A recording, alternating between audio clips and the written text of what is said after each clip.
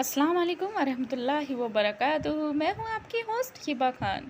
आप सभी का वेलकम है, मोस्ट वेलकम है। कौन कमाएगा नेकी में। तो आए हैं हम कुछ सवालों के साथ जो कि आपको स्क्रीन पे दिए गए हैं। कुरान की सबसे लंबी सूरत कौन सी है? ए सूरह यासीन, बी सूरह बकर, सी सूरह फतह, डी सूरह रहमान। आपका टाइम शुरू होता है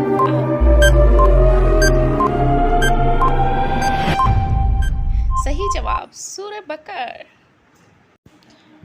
अब चलते हैं नेक्स्ट सवाल की तरफ।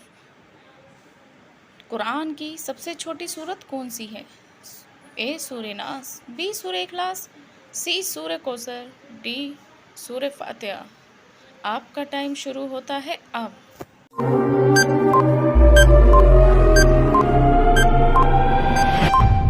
सही जवाब सी सूरह कौसर। अब चलते हैं नेक्स्ट सवाल की तरफ। कुरान की सबसे आखिरी सूरत कौन सी है? ए सूरह इखलास, बी सूरह नास, सी सूरह कुरान, डी सूरह फातिहा। आपका टाइम शुरू होता है अब।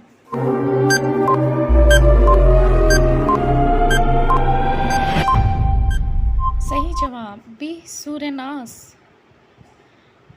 अगर आपको हमारी वीडियो पसंद आई हो तो लाइक करें एंड हमारे चैनल को सब्सक्राइब करें।